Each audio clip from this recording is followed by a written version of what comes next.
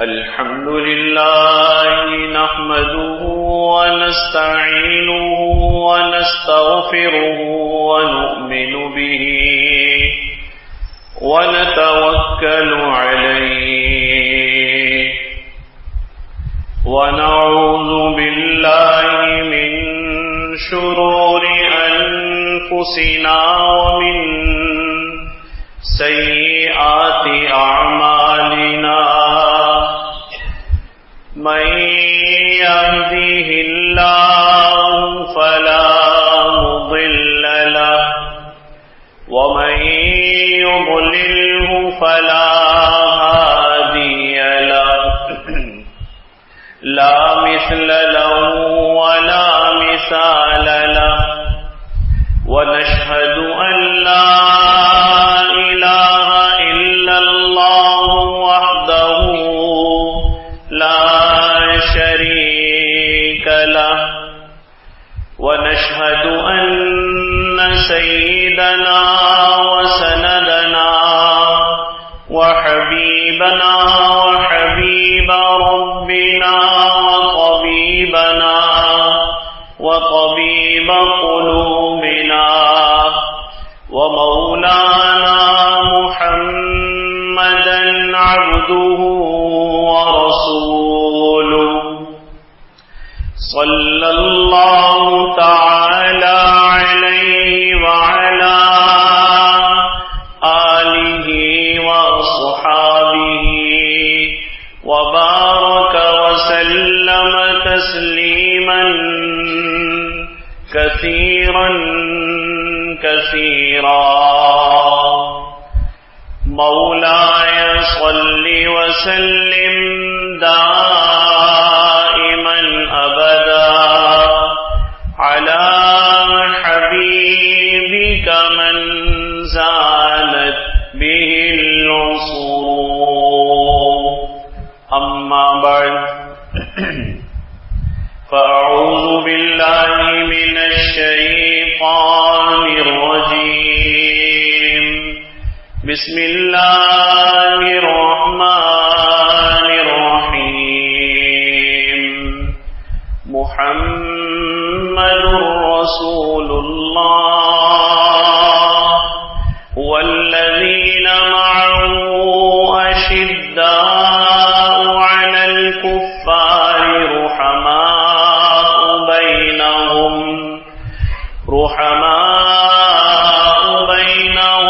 تراهم ركعا سجدا يبتغون فضلا من الله ورضوانا سيماهم في وجوههم من أثر السجود ذلك مثلهم في التوراة ومثلهم في الإنجيل وقال رسول الله صلى الله عليه وسلم أصحابي كالنجوم بأيهم اقتديتم اهتديتم وقال رسول الله صلى الله عليه وسلم إذا رأيتم الذين يصبون أصحابي فقولوا لعنة الله على شركم صدق الله مولانا العظيم وصدق رسوله النبي الكريم ونحن على ذلك لمن الشاهدين والشاكرين والحمد لله رب العالمين.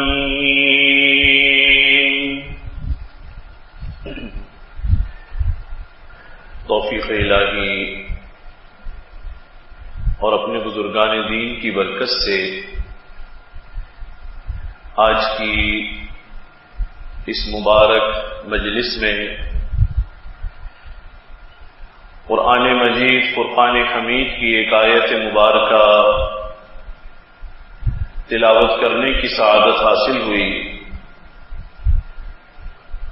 اور حضور سرور کونین خاتم النبیین سرکار دو عالم صلی اللہ علیہ وسلم کی دو مبارک احادیث پیش کی گئیں۔ دیکھیے یہ ہمارا ایمان ہے کہ ذات باری تعالی نے ساری مخلوقات میں سب سے اشرف اور افضل مخلوق انسان کو بنایا ہے۔ اسی لیے انسانوں کو یہ اعزاز حاصل ہے کہ انہیں اشرف المخلوقات کہا جاتا ہے، یعنی ساری مخلوقات میں یہ وہ واحد مخلوق ہے جو سب سے زیادہ بزرگی والی ہے، سب سے زیادہ شرافت والی ہے۔ خواہ وہ جنات اس کے مقابلے پر ہوں یا فرشتے اس کے مقابلے پر ہوں، نہ ملائکہ اس کی ہمسری کر سکتے ہیں، نہ جنات اس کے برابر ہو سکتے ہیں۔ اب باقی مخلوقات کے چرند پرند اور چوپایوں کے کیا کہنے، ان کا تو کوئی مقابلہ نہیں بنتا۔ اور پھر علماء نے لکھا ہے انسانوں میں بھی اللہ نے دو طبقات بنا دیے ہیں، یا انسان بھی دو طبقات پر تقسیم ہو جاتے ہیں۔ پہلا طبقہ وہ ہے جو اللہ پر ایمان رکھنے والے ہیں، جو مومنین ہیں، صاحب ایمان ہیں، اور دوسرا طبقہ وہ ہیں جو اللہ پر اور آخرت پر ایمان نہیں رکھتے، مشرک ہیں، کافر ہیں، بت پرست ہیں، آتش پرست ہیں، چاند سورج کی یا کسی اور چیز کی پرستش کرتے ہیں، یا نعوذ باللہ کسی کو بھی خدا نہیں مانتے، لادین اور دہلیے ہیں۔ تو یہ دوسرا طبقہ ہے۔ اب انسان ہونے میں مساوی ہیں، لیکن بہرحال ایمان کے فرق سے ان کے مراتب میں بڑا فرق پڑ جاتا ہے۔ جو صاحب ایمان ہے اللہ کے ہاں اسے ساری فضیلتیں اور بزرگیاں حاصل ہیں، اور جو ایمان سے محروم ہیں اللہ نے انہیں انسانیت سے نکال کر کل انعام چوپایوں سے تشبیہ دی ہے کہ جو اپنے رب کو بھی نہ پہچان سکا وہ کیسا انسان ہوا۔ اور پھر ان ایمان والوں میں جو سب سے بڑا مقام ہے اور سب سے بڑا مرتبہ ہے وہ حضرات انبیاء علیہ السلام کا ہے، اللہ کے مقرب ترین، منتخب ترین چنیدہ بندے، ان سے زیادہ بڑا مرتبہ کسی اور کو حاصل نہیں۔ اور پھر ہمارا ایمان ہونا چاہیے کہ حضرات انبیاء علیہ السلام میں جو سب سے بڑا مقام ہے اور سب سے بڑا مرتبہ ہے وہ سرکار دو عالم صلی اللہ علیہ وسلم کا ہے۔ آپ کے مقام اور مرتبے کا یہ عالم ہے۔ علماء نے لکھا ہے کہ اللہ کے بعد اگر سب سے پہلے کوئی لائق تذکرہ ہے بعد از خدا بزرگ توئی قصہ مختصر، تو اللہ کے بعد آپ ہی کی ہستی گرامی سب سے پہلے آ سکتی، کوئی اس سے اوپر نہیں جا سکتا۔ نعوذ باللہ اگر کوئی کسی بزرگ کو، کسی ولی کو، کسی صحابی کو، حتیٰ کہ آپ کے سوا کسی نبی کو بھی آپ پر فضیلت دینا چاہے تو فضیلت نہیں دے سکتا۔ ہمارے ایسے ایسے گئے گزرے لوگ موجود ہیں نعوذ باللہ جو کہتے ہیں کہ جی جو فلاں صحابی ہیں وہ اللہ کے برابر ہے، یا جو فلاں صحابی ہیں وہ تو نبیوں سے بھی افضل ہے۔ یاد رکھیں جو ایسا عقیدہ رکھے وہ مومن ہی نہیں ہو سکتا۔ نبی کا درجہ صحابی سے بڑا ہے، اور حضور علیہ الصلوۃ والسلام کا جو درجہ ہے وہ سارے نبیوں سے بڑا ہے۔ اسی لیے حدیث شریف میں آتا ہے حضور علیہ الصلوۃ والسلام نے ارشاد فرمایا میرے بعد میری ایسی تعریف نہ کرنا جیسے یہود و نصارہ نے اپنے نبیوں کی تعریف کی، یعنی انہیں بڑھاتے چڑھاتے کسی نے خدا بنا دیا اور کسی نے خدا کا بیٹا بنا دیا۔ تو حضور علیہ الصلوۃ والسلام کا مقام یہ ہے کہ آپ اللہ کے بعد ساری خلقت میں بعد از خدا بزرگ توئی قصہ مختصر، پھر آپ کے بعد باقی انبیاء علیہ السلام ہیں، ہم اہل سنت والجماعت ہیں، یہ امت کا معتدل ترین حق پرست طبقہ ہے، جو ہر افراط سے بھی پاک ہے اور ہر تفریط سے بھی پاک ہے۔ ہمارا ایمان ہے کہ جس کا جو حق اور مرتبہ اور بزرگی اور فضیلت ہے اسے وہی منصب دینا چاہیے، نیچے والے کو اوپر نہیں لے جا سکتے محبت میں، اور اوپر والے کی تنقیص کر کے اسے نیچے نہیں لا سکتے۔ اور میں یاد رکھیں کہ حضرات انبیاء علیہ السلام معصوم عن الخطا، پاک صاف لوگ ہیں، ان کا انتخاب کس نے کیا ہے؟ ہمارے یہاں الیکشن ہوتے تو ہم لوگوں کا انتخاب کرتے ہیں، ہم لولے کا بھی کر لیتے ہیں انتخاب، ہم لنگڑے منگڑوں کا بھی کر لیتے ہیں انتخاب، ہم بھینگوں کانوں کا بھی انتخاب کر لیتے ہیں، ہم ایسوں کا بھی انتخاب کر لیتے ہیں کہ جو کسی کام کا بھی نہ ہو اور ہمیں اس میں بڑی خوبیاں نظر آتی ہیں۔ اور یہ انبیاء علیہ السلام جو انتخاب ہے یہ ذات باری تعالی کا انتخاب ہے۔ یہ ساری وہ ہستیاں ہیں جو قصداً گناہ نہیں کر سکتے، اللہ کی نافرمانی پر کمر بستہ نہیں ہو سکتے، اسی لیے علماء نے لکھا یہ سارے کے سارے منتخب ہیں، چنیدہ ہیں، اور یہ سارے کے سارے بخشے بخشائے ہیں۔ اب حضرات انبیاء علیہ السلام کے بعد جو سب سے عظیم اور فضیلت والا اور بزرگی والا طبقہ آتا ہے وہ حضرات اصحاب کرام کا ہے، حضور علیہ السلام کے اصحاب اور ساتھیوں کا طبقہ ہے۔ یہ طبقہ بڑا مبارک طبقہ ہے۔ آپ حیران ہوں گے کہ علماء نے لکھا ہے کہ یہ طبقہ اور اس طبقے کا جو زمانہ ہے وہ آخری امت کا دور ہے، آخری زمانہ ہے۔ اور تعجب کی بات یہ ہے کہ یہ حضور علیہ السلام کے اصحاب ہیں اور ساتھی ہیں، لیکن اتنے مبارک ہیں، ایسے بافضیلت اور بزرگی والے ہیں کہ اللہ ان کا تذکرہ توریت میں اور انجیل میں اور زبور میں اور سابقہ صحیفوں میں بھی فرما چکے ہیں کہ ایک نبی آنے والا ہے، نبی آخر الزمان، ہم اسے جو ساتھی اور اصحاب عطا کریں گے، جو جماعت برگزیدہ بندوں کی اسے دی جائے گی، وہ بڑے باکمال ہوں گے۔ علماء نے لکھا ہے ان احوال کو پڑھ کر صحابہ اکرام کے سابقہ انبیاء علیہ السلام رش کیا کرتے تھے کہ یا اللہ وہ نبی کیسا خوش قسمت ہوگا جس کو ایسی مبارک جماعت ملے گی، ایسے شاندار لوگ جسے ملیں گے۔ یہ کون سا طبقہ ہے؟ یہ حضور علیہ السلام کے صحابہ کا طبقہ ہے۔ اور یاد رکھیں امام طحاوی رحمۃ اللہ علیہ نے، ہمارے دیگر اکابرین نے اور بزرگوں نے اور اسلاف نے اس پر اجماع نقل کیا ہے، حب الصحابۃ من الایمان، یہ جو صحابہ اکرام کی محبت ہے یہ ایمان کی اساس ہے۔ ایسا نہیں ہے کہ محبت ہے تو بھی ٹھیک ہے، محبت نہیں ہے تو بھی ٹھیک ہے، نہیں۔ اس واسطے ایمان کی اساس ہے کہ جو آج قرآن مجھ تک پہنچا ہے، یہ قرآن ابو بکر، عمر، عثمان و علی، یہ حمزہ اور طلحہ اور حذیفہ اور زبیر اور عمار اور یاسر، ان کے ہاتھوں سے مجھ تک پہنچا ہے۔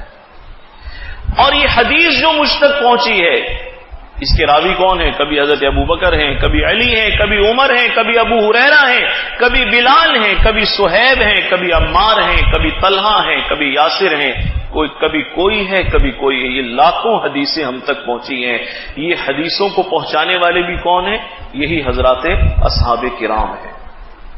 یہ دین، یہ نماز، یہ ساری سنتیں، یہ سارے احکامات شرعیہ کی عمارت یہ ہم تک پہنچی ہے تو کیسے پہنچی ہے؟ حضور علیہ السلام کے صحابہ اکرام کے ذریعے پہنچی، بڑی قربانیوں سے انہوں نے یہ دین ہم تک پہنچایا ہے۔ یہ مجھ تک اور آپ تک جو دین پہنچا ہے واللہ العظیم ہمیں پکی پکائی روٹی ملی ہے، ہم نے اس کے لیے کوئی محنت نہیں کی، صحابہ اکرام نے بڑی محنتیں کی۔ ایک صحابی کہتے ہیں کہ ہمارے اندر اتنی حرص تھی حضور علیہ السلام کی احادیث سننے اور سیکھنے کے بارے میں، اتنی حرص تھی کہ ہم میں سے بہت سارے لوگوں نے یہ طے کر رکھا تھا کہ بھائی ایک دن میں کمانے جاؤں گا اپنے گھر کو بھی دیکھوں گا اور تمہارے گھر کا بھی خرچہ برداشت کروں گا. تم میرے بھائی اس دن حضور کی مجلس میں جانا اور صبح سے لے کر شام تک سارے دن کے معمولات، فرامین اور ارشادات تم سننا اور محفوظ کرنا.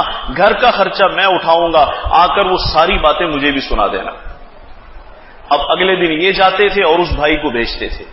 بڑی قربانیاں دی ان حضرات نے.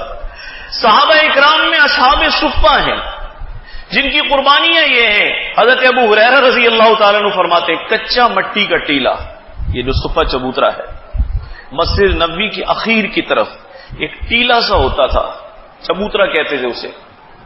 یہ اس پر پڑے رہتے تھے اور فرماتے ہیں کہ فاقوں کے ساتھ پڑے رہتے تھے. خدا کی قسم آج کھا پی کر بھی، ایئر کنڈیشن میں رہ کر بھی، بے شمار نعمتیں حاصل کر کے بھی، اگر ہم ان محسنین کا احسان نہ پہچانے تو ہم سے زیادہ ذلیل انسان کوئی نہیں ہے.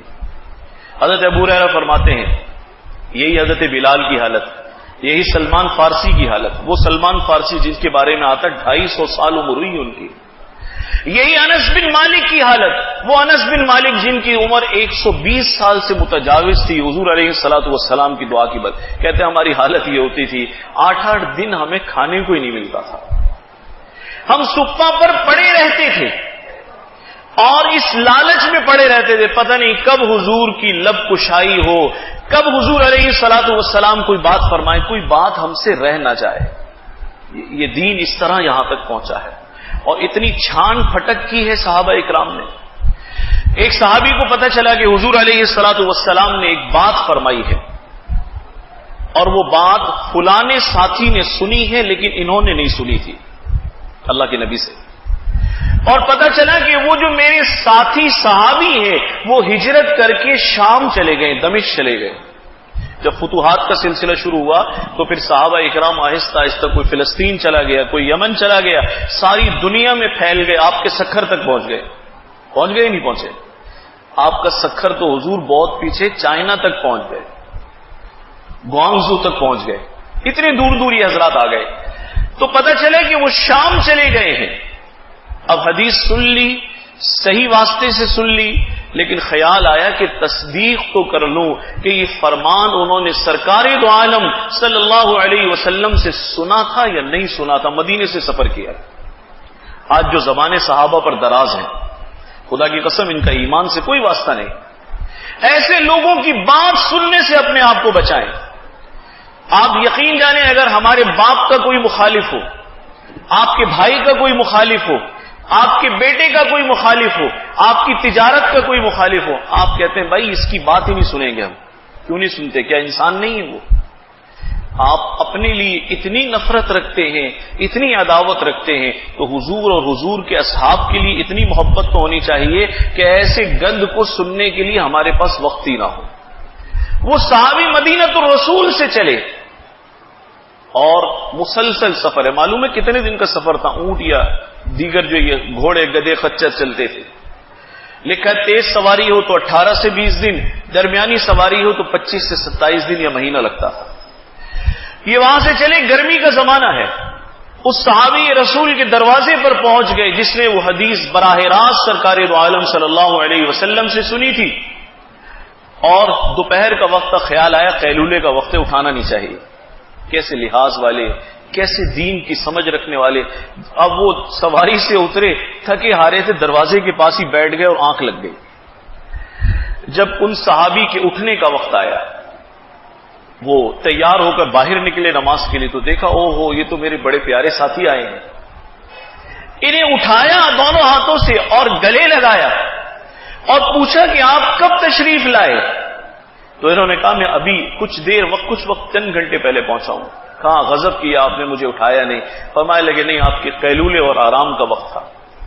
کہا اندر چلیے. فرمانے لگے نہیں میں نے ایک مقصد کے لیے مدینے سے سفر کیا ہے اور نیت یہ تھی کہ اس مقصد میں کسی اور نیت اور مقصد کو شامل نہیں کروں گا. پوچھا کیا مقصد ہے؟ تو کہنے لگے مجھ تک یہ حدیث پہنچی ہے حضور علیہ الصلوۃ والسلام کی اور مجھے یہ پتہ چلا ہے کہ یہ فرمان آپ نے سنا ہے حضور سے. جو لوگ حدیث پر شک کرتے ہیں دراصل وہ اپنے ایمان پر شک کریں. جو لوگ کہتے ہیں نا آج کل یہ نئے نئے قسم کے لوگ سوشل میڈیا بیٹھے ہوئے کہتے ہیں حدیث تو 200 سال بعد لکھی گئی تھی، امام بخاری نے لکھی تھی، فلانے نے لکھی تھی. ارے یہ وہ امانت ہے جیسے قرآن سینہ در سینہ منتقل ہوا ہے. خدا کی قسم حضور علیہ الصلوۃ والسلام کے صحابہ اکرام نے اس حدیث کو بھی بڑی مشقت اور محنت سے منوان آگے پہنچایا ہے. حتیٰ کہ اگر کوئی بات حضور نے ہاتھ میں ہاتھ دے کر فرمائی تو صحابی نے اپنے شاگرد کو بھی سنائی تو کہا اپنا ہاتھ تو آگے بڑھا. انہوں نے کہا پتہ نہیں استاد صاحب ہاتھ کیوں مانگ رہے ہیں میرا. ہاتھ پکڑا، حدیث سنائی، فرمایا یہ سنت پوری کرنا چاہتا تھا. جب مجھے اللہ کے نبی نے یہ حدیث سنائی تھی تو میرا ہاتھ حضور کے ہاتھ میں تھا. اگر حضور نے کوئی بات رو کر یا مسکرا کر سنائی تھی تو صحابی نے وہ بات اسی کیفیت سے سنائی. ایک حدیث مشہور ہے، حضور علیہ الصلوۃ والسلام نے جب وہ بات فرمائی تھی تو حاضرین کو کھجوریں کھلائی تھی. آج تک محدثین میں رسم ہے کہ جب بھی وہ حدیث آتی ہے تو شاگردوں کو کھجوریں تقسیم کی جاتی ہیں. یہ دین تماشا نہیں ہے، یہ بک بک کرنے والوں کے لیے کوئی ڈھیر نہیں ہے تبصرے کا. یہ بڑی خون پسینے کی محنت سے یہاں تک پہنچا ہے، جس کے لیے میں عرض کر رہا تھا پکی ہوئی روٹی ملی ہے.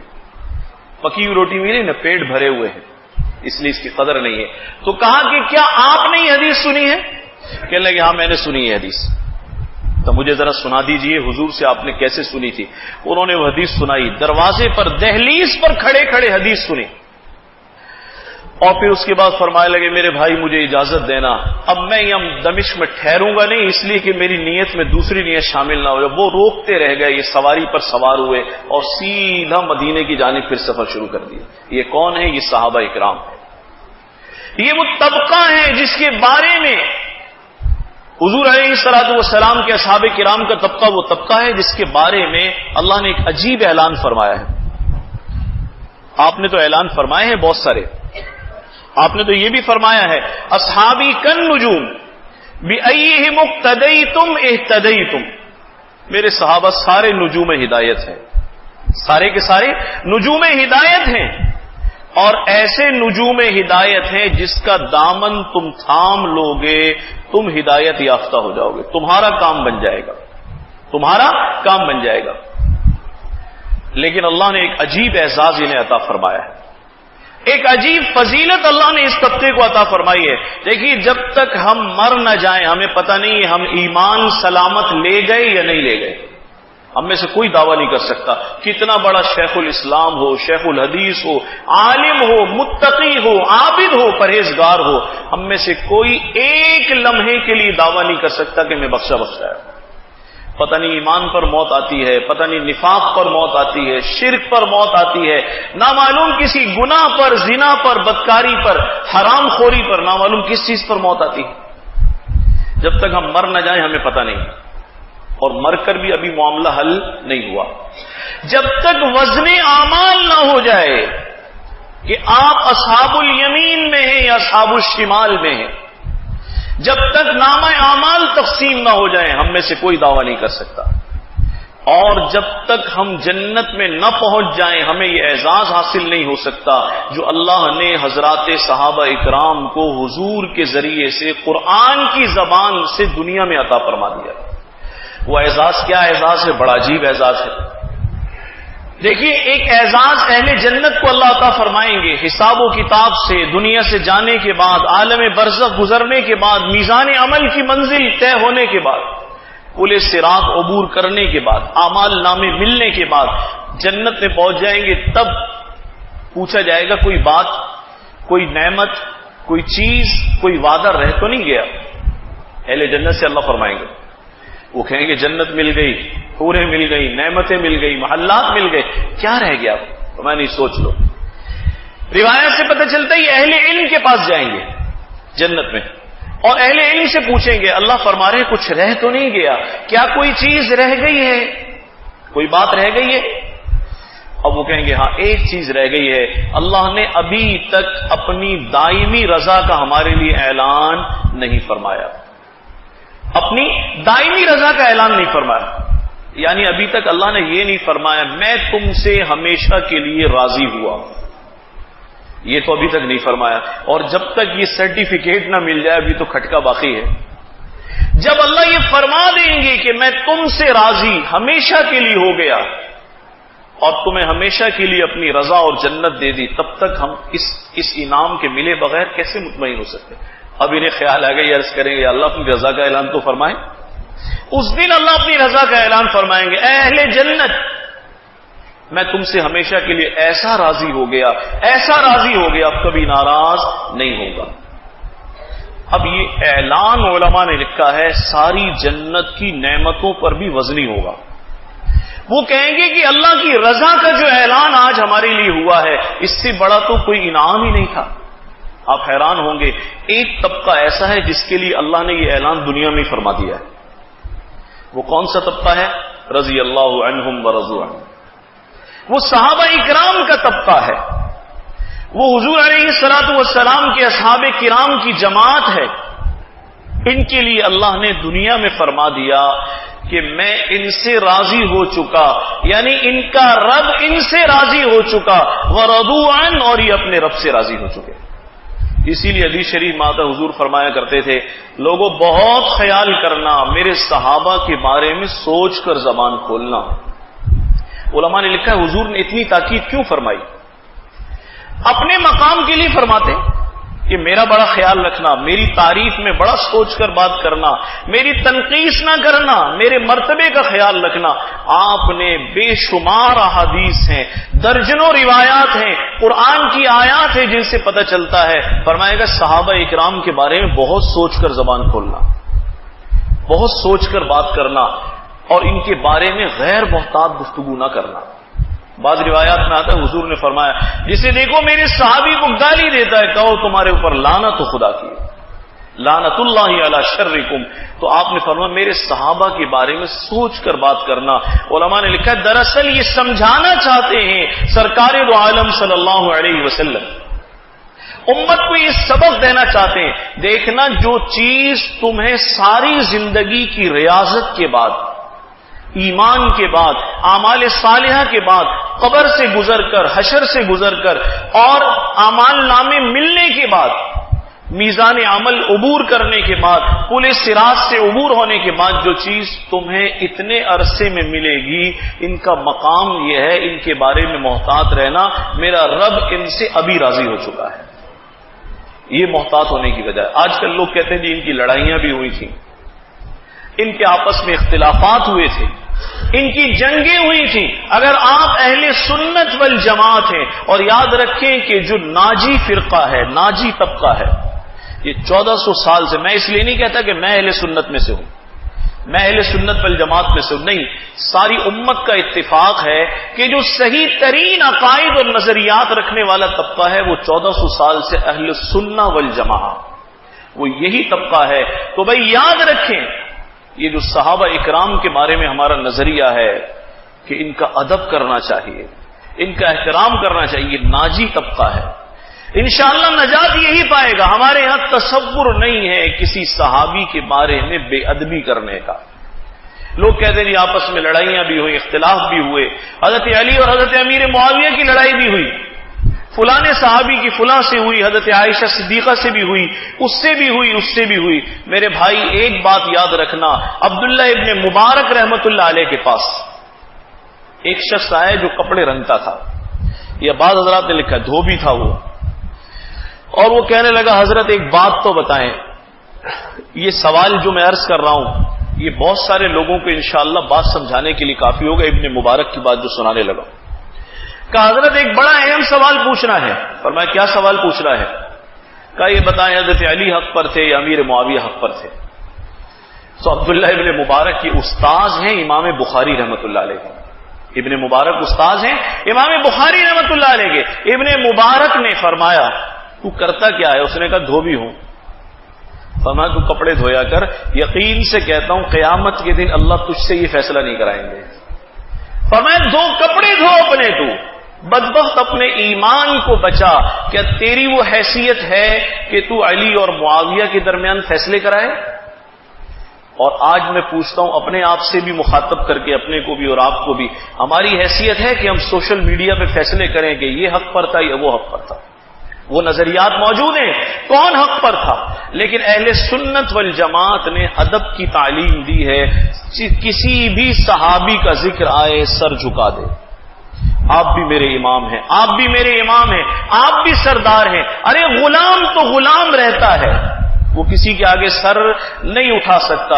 اگر ہم حضرت ابوبکر صدیق رضی اللہ تعالیٰ عنہ کی تعظیم کرتے ہیں، بڑے فضائل ہیں، بڑے کمالات ہیں، بڑی خوبیاں ہیں۔ وہ حضرت ابوبکر صدیق ہیں جن کے بارے میں حضور نے کیا فرمایا تھا، میں نے گزشتہ جمعہ سنائی تھی، میں سب کے احسانات میں ادا کر سکتا ہوں، سب کا بدلہ دے سکتا ہوں، لیکن اس شخص کا اور اس کی اولاد کا بدلہ اللہ ہی دے گا۔ ساری امت کو گواہ بنا دیا کہ اس کے اتنے احسانات ہیں کہ اس کا معاملہ اللہ کو سونپتا ہوں کہ یا اللہ اس نے جو میرے گھرانے کی دین اسلام کی خدمت کی ہے، جن مشکل حالات میں اس نے استقامت کے ساتھ خدمت کی ہے، یا اللہ اس کا بدلہ تجھ پر چھوڑتا ہوں۔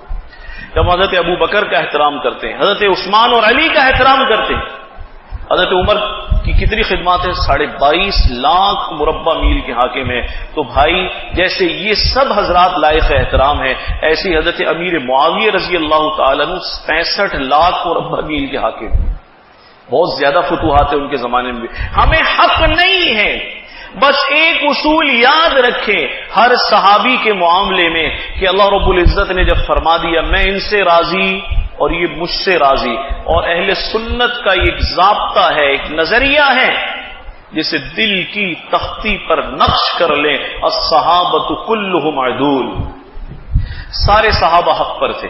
اگر کسی سے کوئی لغزش ہوئی ہے تو لغزش اس نے ایسے نہیں کی کہ اس نے جان بوجھ کر کوئی غلط کام کیا، بلکہ ہم اس کی تشریح یہ کرتے ہیں، اس کی تعبیر اور تفصیل یہ کرتے ہیں کہ اس نے جس جانب کو درست سمجھا وہاں قدم اٹھایا۔ یہ الگ بات ہے کہ بعد میں وہ درست نہ نکلا، اس نے اپنے طور پر جس چیز کو درست سمجھا اسے اختیار کیا، لیکن بعد میں ظاہر ہوا کہ وہ پہلو درست نہیں تھا۔ اب اس کی نیت پر ہم کیسے شک کر سکتے؟ ایک تو صحابہ اکرام کی جماعت کے بارے میں دلوں کو صاف رکھیں، دلوں کو صاف رکھیں۔ یہ صحابہ اکرام کی جماعت وہ جماعت ہے جس پر دین کی ساری عمارت کھڑی ہوئی ہے۔ اگر آپ حضرت ابوبکر صدیق پر اعتماد نہیں کریں گے، نعوذ باللہ لوگ کہتے ہیں کہ جی سارے صحابہ منافق ہو گئے تھے، نعوذ باللہ مرتد ہو گئے تھے، بس 4-6 لوگ تھے جو خالی مسلمان رہ گئے تھے۔ اس کا مطلب آپ سمجھتے ہیں؟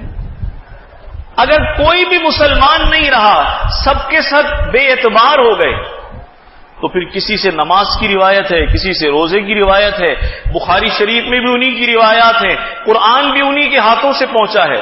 اگر آپ کو حضرت ابوبکر سے محبت نہیں ہے، عمر پر اعتراض ہے، عثمان پر اعتراض ہے، تو بھائی پھر قرآن پر بھی اعتراض ہے۔ اس کے معنی سمجھتے ہیں آپ کیا ہے؟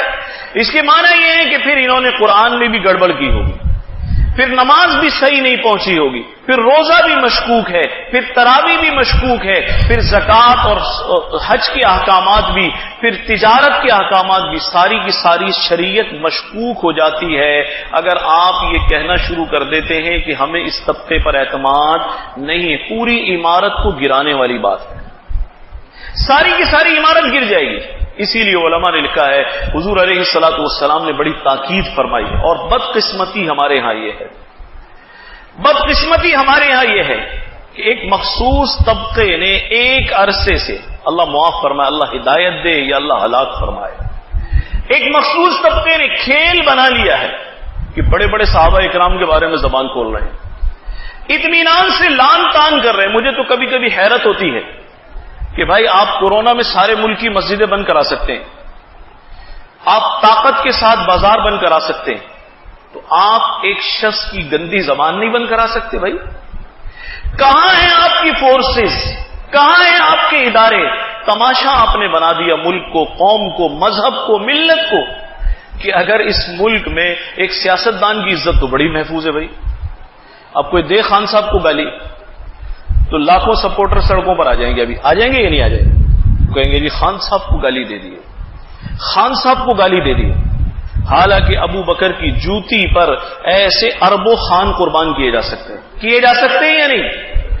اور عمر کی قدموں کی دھول پر، اور عثمان و علی کے لعاب پر، اور اصحاب کرام کی فضیلت اور بزرگی اور کرامت پر ایسے خان اور میاں اور چودھری اور وڈیرے اور سردار، یہ سارے کے سارے بھی اٹھا کر اگر ایک ساتھ قربان کر دیے جائیں تو خدا کی قسم ان کی آبرو اس سے بھی زیادہ ہے۔ اب نہ کسی خان کو پرواہ ہے، نہ کسی وڈیرے کو پرواہ ہے، نہ چودھری کو پرواہ ہے، نہ ان کے ماننے والوں کو پرواہ ہے۔ اسی لیے میں اکثر کہتا ہوں، خدا کے لیے سیاست کریں، کسی بھی جماعت کے ساتھ کریں، آپ کسی کے ساتھ کھڑے ہوں، کسی کو ووٹ دیں، آپ کا ذاتی مسئلہ، ہمارا مسئلہ نہیں، لیکن آپ کسی کو ووٹ دیں، اپنا ایمان کسی کو نہ دیں۔ جب معاملہ ایمانیات کا آ جائے، جب حضور کی ناموس کا آ جائے، جب ختم نبوت کا آ جائے، جب صحابہ اکرام کی عزت اور بزرگی کا مسئلہ آ جائے، تو پھر ہم یہ دیکھیں گے کہ میرا تعلق حکومتی پارٹی سے، تو میں تو خاموش رہوں نا۔ تو اگر کوئی شخص حق بات کہنے سے اس لیے شرما جائے کہ اس وقت حاکم وقت میری پارٹی کا ہے، مجھے یہ بات نہیں کہنی چاہیے، تو اس شخص کو اپنے آپ سے گھن آنی چاہیے کہ میں اتنا ذلیل اور بیکار آدمی ہوں کہ میں ایک شخص کی رعایت کر رہا ہوں اور میں حضرت ابو بکر کی رعایت نہیں کر رہا، میں ان کے مقام اور مرتبے کو نہیں پہچان رہا، ان کی آبرو اتنی زیادہ ہے۔ تو ادارے ابھی حرکت میں آ جائیں گے، آپ کہہ کر دیکھ لیں ذرا کچھ، فوراً آپ کے گھروں تک پہنچ جائیں گے یہ لوگ، فوراً آپ کے گریبانوں تک ہاتھ آ جائیں گے۔ اور خدا نہ خواستہ حضور کی ناموس کے بارے میں ہمارے ملک میں ایک رواج بن گیا، پاکستان میں یہ ٹیسٹنگ کیس چل رہے ہیں، پتہ ہے آپ کو؟ ہر تھوڑے عرصے بعد کوئی قادیانی اٹھتا ہے تو وہ کچھ نہ کچھ بول دیتا ہے، پھر ساری قوم کو ٹیسٹ کیا جاتا ہے ان کا کیا رد عمل آ رہا ہے۔ اسی طریقے سے کبھی کوئی کھڑا ہوتا ہے کسی صحابی کو گالی دیتا ہے، کیوں بھائی؟ ہماری جب ہم اپنی عزت کی ہتک برداشت نہیں کرتے، ایک سیاسی لیڈر برداشت نہیں کرتا، تو پھر کیا بات ہے کہ اتنی عظیم مسلمات، مقدسات، ایسی عظیم ہستیاں جو اتنے بڑے محسن ہیں کہ ان کا احسان اس گردن سے اتر نہیں سکتا، قیامت آ سکتی ہے، تو ان کی آبرو اتنی ہلکی رہ گئی ہے اب کہ جو چاہے 2 ٹکے کا آدمی بھی کھڑا ہوتا ہے وہ شروع ہو جاتا ہے۔ یہ اس ملک کے اندر بدقسمتی ہے جس کی پیشانی پر لا الہ الا اللہ محمد رسول اللہ لکھا ہوا ہے۔ یہ بدقسمتی، سارا میڈیا بھی چپ کر کے بیٹھا رہتا ہے۔ یہ تو سارے کے سارے ایسے بدبخت ہیں کہ اگر کوئی انڈیا میں اداکار مر جائے نا تو 2 ہفتے پروگرام چلتے یا نہیں چلتے، بڑا اس کا غم کرتے، جی لباس ایسے پہنتا تھا، ٹی شرٹ اس کم وقت کو یہ والی پسند تھی، فلانے برانڈ کی جو ہے نا یہ پزا کھاتا تھا، یہ کرتا تھا اور وہ کرتا تھا۔ ان حساس موضوعات پر یہ بولنا نہیں چاہتے، یہ صرف دیکھنا چاہتے کہ آپ کیا بولتے ہیں۔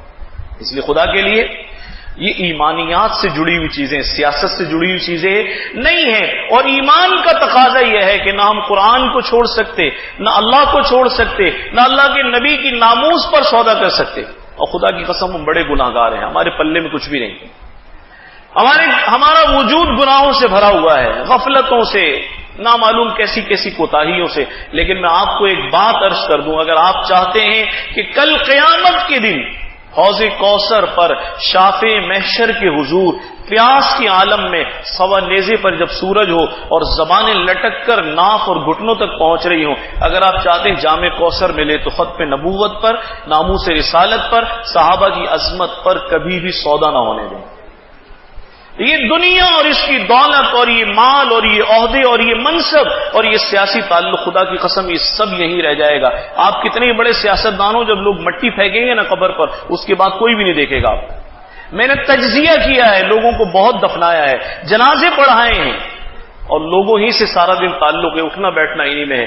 جو لوگ سمجھتے ہیں نا کہ میرے بغیر شاید شہر نہیں چلے گا، یا میرے بغیر کمپنی نہیں چلے گی، یا میرے بغیر میری جماعت نہیں چلے گی، خدا کی قسم 3 دن بھی نہیں ہوتے کہ لوگ اس کا نائب بھی مقرر کر دیتے ہیں، پگ بھی باندھ دیتے ہیں، اور اس کے بعد میاں صاحب، خان صاحب، چودھری صاحب، فلاں صاحب، میر صاحب، وہ سب کے سب مٹی میں مل جاتے ہیں۔